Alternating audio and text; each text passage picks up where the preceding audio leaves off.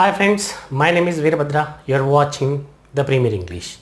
Friends, we are learning prepositions. Do you remember? మనం prepositions నేర్చుకుంటున్నాం, గుర్తుంది కదా. సో ఈ వీడియోలో మనం సిన్స్ ఎప్పుడు, ఫర్ ఎప్పుడు అనే ప్రిపోజిషన్స్ ఎలా యూజ్ చేయాలి, ఎప్పుడు యూజ్ చేయాలి అనేది ఇప్పుడు నేర్చుకుందాం. ఓకే, సిన్స్ అనేది ఒక పాయింట్ ఆఫ్ టైం చెప్తే సిన్స్ యూజ్ చేస్తాం. ఫర్ అనేది పీరియడ్ ఆఫ్ టైం చెప్తే ఫర్ యూజ్ చేస్తాం. అంటే ఏంటి? పాయింట్ ఆఫ్ టైం, ఒక పని స్టార్ట్ అయిన టైం చెప్తే కరెక్ట్గా ఎప్పుడు స్టార్ట్ అయింది, ఏ రోజు స్టార్ట్ అయింది, ఏ నెలలో స్టార్ట్ అయింది అని పర్టికులర్గా టైం చెప్తే సిన్స్ యూజ్ చేస్తాం. అలా కాకుండా పని స్టార్ట్ అయిన దగ్గర నుంచి ఇప్పటి వరకు జరిగిన డ్యూరేషన్ చెప్తే అప్పుడు ఫర్ యూజ్ చేస్తాం. ఎగ్జాంపుల్స్ చూద్దాం.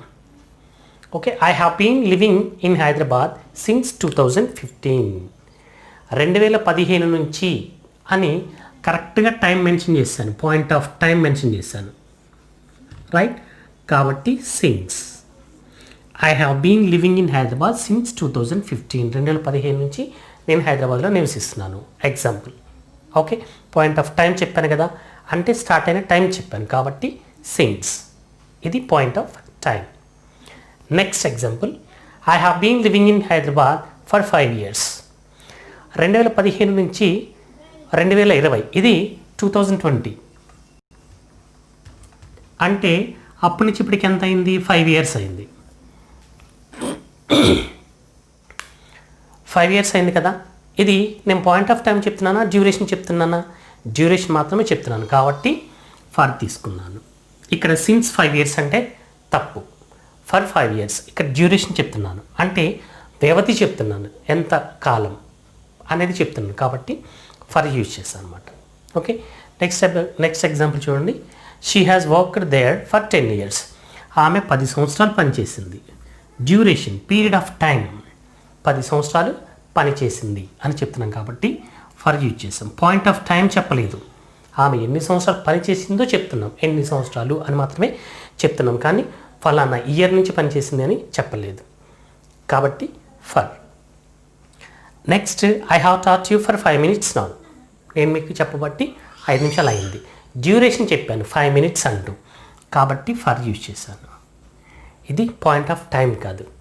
అదే కనుక నేను 8 to 9 స్టార్ట్ చేశానని చెప్పాను అనుకోండి, I have taught since 8 o'clock. 8 o'clock నుంచి చెప్తున్నాను అనే మీనింగ్తో సిన్స్ వాడతాం అనమాట. పాయింట్ ఆఫ్ టైం చెప్పాను కాబట్టి. ఇక్కడ మనం 5 minutes అంటూ పీరియడ్ చెప్తున్నాను, డ్యూరేషన్ చెప్తున్నాను కాబట్టి for. Next, she has been dance since 8 AM.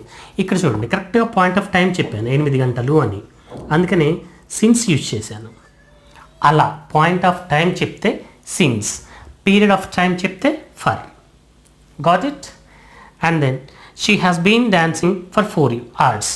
ఇక్కడ పాయింట్ ఆఫ్ టైం చెప్పాను కాబట్టి సిన్స్ తీసుకున్నాను. ఇక్కడ ఏం చేశాను? ఫర్ 4 hours అంటూ డ్యూరేషన్ చెప్పాను కాబట్టి ఫర్ తీసుకున్నాను అనమాట. ఇక్కడ ఫర్ కరెక్ట్, ఇక్కడ సిన్స్ కరెక్ట్. ఒక పని ఎప్పుడు స్టార్ట్ అయిందో చెప్తే సిన్స్, ఆ పని ఎంతకాలంగా జరిగిందో చెప్తే ఫర్. అంతే, సిన్స్కి ఫర్కి తేడా. సిన్స్ అంటే నుండి, 2015 నుండి. I have been living in Hyderabad since 2015. 2015 నుండి.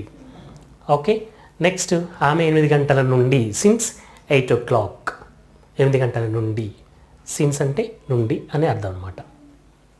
అర్థమైంది కదా.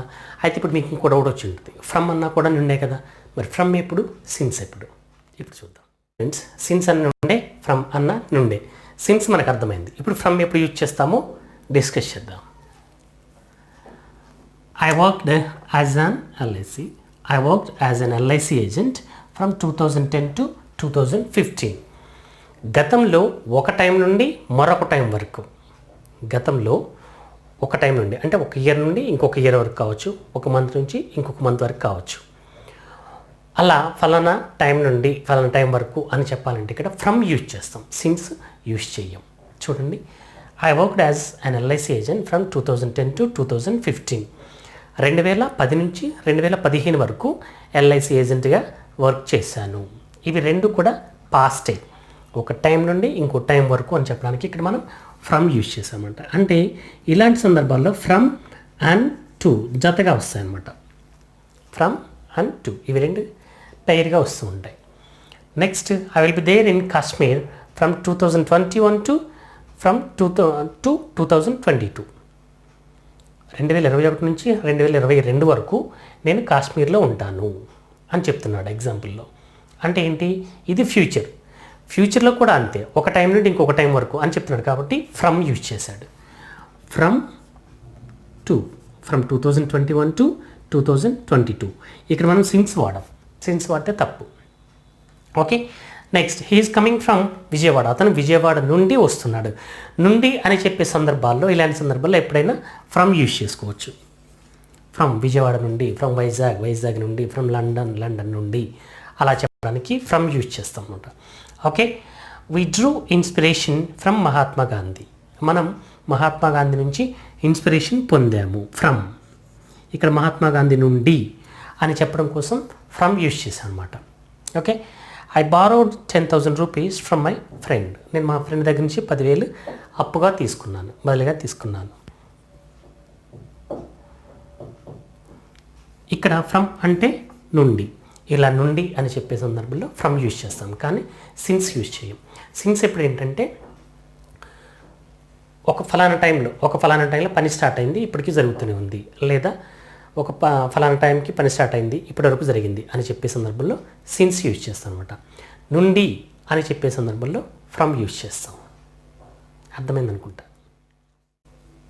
వెల్ ఫ్రెండ్స్, మీకు ఈ క్లాస్ నచ్చిందని అనుకుంటున్నాను. మీకు ఈ క్లాస్ నచ్చితే లైక్ చేయండి, షేర్ చేయండి, అలాగే సబ్స్క్రైబ్ చేసుకోండి. మీకు ఏమైనా డౌట్స్ ఉంటే కమెంట్ సెక్షన్లో కామెంట్ చేయండి, రెస్పాండ్ అవుతాను. నెక్స్ట్ వీడియోలో మరికొన్ని ప్రిపోజిషన్స్తో మీ ముందుకు వస్తాను. Until then bye.